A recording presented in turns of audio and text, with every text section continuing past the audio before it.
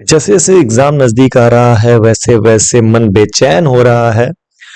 डर का level high होते जा रहा है और कहीं ना कहीं जो है घबराहट बढ़ती चली जा रही है। तो ये सब क्यों होता है? क्योंकि आप एग्जाम प्रेशर को फील कर रहे हो। तो आज इस वीडियो में मैं आपसे बात करूंगा कि कैसे उस एग्जाम प्रेशर को आप हैंडल करो। ठीक है। और ये जो वीडियो होने वाला है इसमें मैं बहुत मोटिवेशनल आप लोगों को टॉक नहीं करने वाला हूँ, बहुत ज्यादा मोटिवेशनल बात नहीं करने वाला हूँ।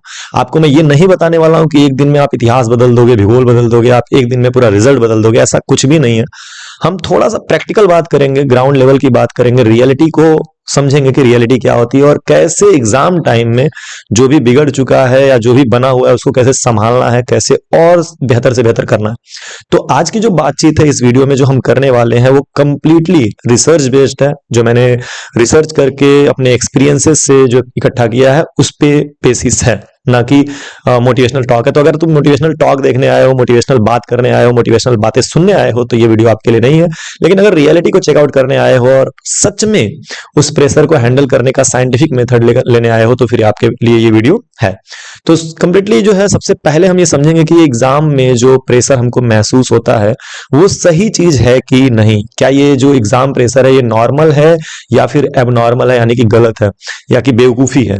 तो मैं आपसे ये कहूंगा कि अगर आपको एग्जाम प्रेशर फील हो रहा है ना, तो ये बहुत ही अच्छी बात है कि आप उस प्रेशर को फील कर रहे हो।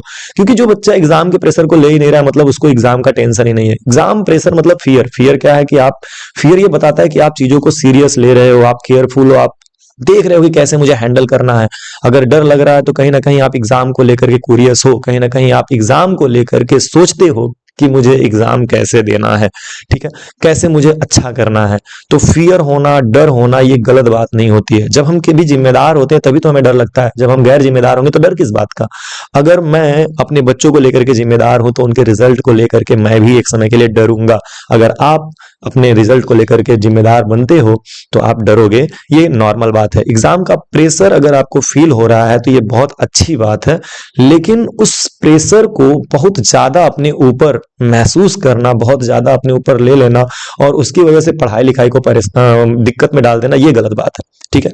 अच्छा, समझते हैं कि ये प्रेशर आता क्यों है। जैसे कि मैंने बहुत सारे बच्चों से बात किया, बहुत सारे बच्चों की बातें सुनी और समझी, तो मुझे कुछ पॉइंट्स मिले जो मुझे लगता है कि ये पॉइंट्स है। जैसे कि वाई स्टूडेंट फील प्रेशर, ये प्रेशर फील क्यों करते हैं बच्चे? तो फियर ऑफ फेल्योर, कभी कभी बच्चों को लगता है कि अगर फेल हो गए तो क्या। ये वो बच्चे होते हैं जिन्होंने साल भर कोई पढ़ाई नहीं की है और लास्ट में 10-12 दिन, एक महीना ज्यादा से ज्यादा ये पढ़े होते हैं, तो इनको ये डर लगता है कि हम फेल हो गए तो क्या होगा। दूसरा होता है फियर ऑफ अनएक्सपेक्टेड रिजल्ट। कुछ बच्चों ने 95% टारगेट किया हुआ है, कुछ ने 90+% टारगेट किया हुआ है और कुछ ने 80+% टारगेट किया हुआ है। तो उनको ये डर लगता है कि अगर ये परसेंटेज, इस रेंज में अगर हमारा परसेंटेज नहीं आया तो क्या होगा। दूसरा है कंपैरिजन की फलाना ने, बगल वाले ने, शर्मा जी के लड़के ने इतना अच्छा रिजल्ट लाया था और तुम नहीं लाओगे, तो फिर कंपैरिजन की एक भावना आती है जिसके वजह से एक प्रेशर महसूस होता है। रिलेटिव्स क्या बोलेंगे, अंकल क्या बोलेंगे, आंटी क्या बोलेंगे, मामा जी मेरे को सुना सुना के मार डालेंगे। तो ये रिलेटिव्स का जो टॉन्ट वाला जो प्रॉब्लम है वो भी कहीं ना कहीं एक प्रेशर क्रिएट करता है। और आजकल सोशल मीडिया, तमाम तरह के इंफॉर्मेशन सोशल मीडिया से आप ले रहे हो, उल्टी पुल्टी बातें सुन रहे हो, तो उसके वजह से भी एक प्रेशर आपके दिमाग पे पड़ रहा है एग्जाम का। और दूसरा है पेरेंट्स का एक्सपेक्टेशन। हमारा बिटिया बहुत अच्छी है, हमारा बेटा बहुत अच्छा है और वो हमारे परिवार में जो नहीं कर पाया है उससे अच्छा करेगा, ये हमारा बेटा 98% लाएगा, 99% लाएगा। और इस तरह के एक्सपेक्टेशंस की वजह से भी बच्चे कभी कभी प्रेशर को फील करते हैं। तो ये कुछ चीजें हैं जो नॉर्मली आपके प्रेशर को बढ़ाती हैं। और खुद की एक्सपेक्टेशन हो, लोगों की एक्सपेक्टेशन हो, माँ बाप की एक्सपेक्टेशन हो, इन सारी वजहों से आप प्रेशर को फील करते हो। ठीक है। तो खैर, प्रेशर हो गया, कोई बात नहीं है, लेकिन इनको दूर कैसे करना है। तो ऐसा नहीं है कि अगर आपको माँ बाप के एक्सपेक्टेशन से प्रेशर मिल रहा है तो आप माँ बाप से दूर हो जाओ या माँ बाप से अलग हो जाओ, ऐसा कुछ नहीं है। ठीक है, वो प्रेशर आप महसूस करो कि हाँ मुझे प्रेशर है, मैं इस बात को समझता हूँ, मुझे डर लगता है, डर सबको लगता है, ठीक है। लेकिन कैसे दूर करना है तो आज सॉल्यूशन भी हम बात करेंगे। तो सबसे पहली चीज है बच्चा की जो सॉल्यूशन है आपके सामने, उसमें सबसे पहला पॉइंट है कि अभी जो भी 2-3 दिन 4 दिन जो भी आपके पास है उसमें क्या करना है, सिलेबस को ब्रेक डाउन करना है। कैसे ब्रेक डाउन करना है? जैसे मान लीजिए कि आपके पास 14 चैप्टर्स हैं, मैथमेटिक्स की अगर बात करूं तो 14 चैप्टर्स हैं और मान लेते हैं आपके पास 3 दिन है। तो 3 दिन में आपको इनको इजी, मॉडरेट, मॉडरेट मतलब इजी और टफ के बीच में जो होता है उसको बोलते हैं मॉडरेट, और उसके बाद से हार्ड, इन 3 कैटेगरीज में चैप्टर्स को बांट लेने हैं। जो आपका अच्छे से तैयार है उसको ऊपर कर लीजिए, मॉडरेट को उससे नीचे कर लीजिए और हार्ड को सबसे नीचे कर लीजिए। और 3 दिन के प्रिपरेशन में सबसे पहले हार्ड से स्टार्ट करिए, हार्ड चैप्टर्स को पढ़ लीजिए, उसके बाद मॉडरेट को पढ़ लीजिए और फिर इजी को पढ़ के तीनों को रिवाइज कर लेना। तो इस तरह से एक प्लानिंग बना लो कि मुझे कौन कौन से चैप्टर्स बहुत अच्छे से तैयार है, उनकी एक ग्रुपिंग कर लो। मॉडरेट मतलब थोड़ा बहुत तैयार है, थोड़ा बहुत गड़बड़ी लग रहा है और मुझे नॉर्मल लगता है, मतलब बहुत टफ भी नहीं लगता है, बहुत इजी भी नहीं लगता है, तो वैसे का एक बना लो। और एक हार्ड वाला बना लो कि हाँ यार ये तो मेरे को बिल्कुल समझ में नहीं आता है, और इसको पढ़ो।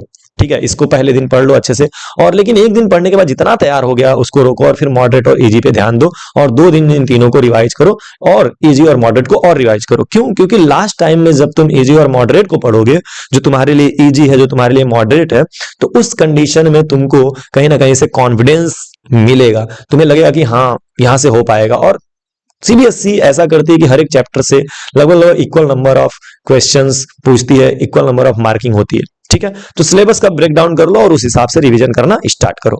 अगला पॉइंट है, revision is much much new study, much much much greater than new study. मतलब कुछ भी नया पढ़ने का बहुत ज्यादा मतलब है नहीं। अगर तुमने साल भर नहीं पढ़ा तब तो तुम्हें न्यू पढ़ना ही पड़ेगा। जिन्होंने साल भर नहीं पढ़ा उनके लिए मैं कहूंगा कि कम से कम 2 से 3 चैप्टर आप सेलेक्ट करिए या 4 चैप्टर सेलेक्ट करिए, पास होने के लिए मैं कह रहा हूं, और उनको खूब अच्छे से तैयार कर लीजिए। और बाकी फार्मूला पढ़ लीजिए या फिर जो भी आपके मेन मेन चीजें हैं उसको पढ़ लीजिए, बार बार रिपीटेडली आया हुआ है उसको पढ़ लीजिए। रिवीजन करना बहुत जरूरी है। अगर आपने पढ़ा है, आपने 5 ही चैप्टर पढ़ा है, तो उसका रिवीजन बार बार करिएगा। ठीक है, जितने भी चैप्टर्स आपने पढ़े, 6 चैप्टर 7 चैप्टर, जितना आपको तैयार है उसका बार बार रिवीजन जरूरी है। क्योंकि जो प्रेशर होता है, जो डर होता है ना, उसमें चीजें भूल जाती हैं। तो भूलना नहीं है, और भूलने से बचने के लिए रिवीजन बहुत ज्यादा इंपॉर्टेंट होता है। रिवीजन आपका कॉन्फिडेंस बढ़ाता है, रिवीजन आपको चीजों को मेमोराइज करने में हेल्प करता है, और रिवीजन करने से नई नई चीजें आपके दिमाग में आती हैं। तो revision is very very important, आप इसको करते रहिएगा। मैंने देखा है, चाहे वो यूपीएससी का बंदा हो, चाहे वो आईआईटी का तैयारी कर रहा हो, चाहे वो नीट की तैयारी कर रहा हो, चाहे यूपीएससी मतलब यूपीएससी दोबारा आ गया, एनडीए, किसी भी गवर्नमेंट एग्जाम की, किसी भी कॉम्पिटेटिव एग्जाम की तैयारी कर रहा हो, उस बंदे से पूछोगे कि तुमने सबसे ज्यादा जरूरी क्या लगता है, तो वो बोलेगा रिवीजन। समझ रहे हो? तो जितना भी आपने पढ़ा है उसका रिवीजन करिए। रिवीजन का तरीका यही है कि जो भी रिसोर्सेस आपने पढ़े हैं साल भर में उनको दोहराते जाइए। बस जो भी रिसोर्सेस पढ़े हैं, चाहे आपने आर डी शर्मा पढ़ा है, आर एस अग्रवाल पढ़ा है, कोई भी साइड बुक पढ़ी है, एनसीईआरटी पढ़ा है, नोटबुक में आपके क्वेश्चन कराए गए हैं, सैंपल पेपर किया, उनको एक बार पलट पलट के देखते जाइए, और कुछ नहीं। ठीक है, कोई भी एक रिसोर्स लीजिए और उसको रिवाइज करते जाइए। दैट्स इट, जो आपने पढ़ा है। नेक्स्ट, पोमोडोरो टेक्निक होता है एक पढ़ने का। पोमोडोरो टेक्निक क्या होता है कि लगातार आपको नहीं पढ़ना है, बहुत ज्यादा आपको नहीं पढ़ना है। आप अगर 1 घंटे का स्लॉट बनाते हो, मुझे 1 घंटा पढ़ना है, तो उस 1 घंटे में आप 50 मिनट 45 मिनट पढ़िए, और उसके बाद से 10 से 15 मिनट आप म्यूजिक सुनिए, अपने मन की बातें करिए, मन की चीजें करिए। आप अपने जो अच्छे दोस्त हैं, मम्मी पापा हैं, भाई है, बहन है, उनके साथ थोड़ा टाइम स्पेंड करिए। 1 घंटे में आप 50 मिनट पढ़ सकते हैं, और 10 मिनट जो है आपको जरूर रिलैक्स करना चाहिए। मोबाइल नहीं चलाना, ठीक है, मोबाइल नहीं चलाना है। सॉन्ग सुन लीजिए चलेगा, लेकिन मोबाइल स्क्रीन टाइम नहीं देना। आप सॉन्ग सुनिए, कुछ अच्छी चीजें कर लीजिए, कुछ अच्छा खा लीजिए। ऐसे 10 मिनट 15 मिनट आप स्पेंड करिए, फिर 45 मिनट पढ़िए।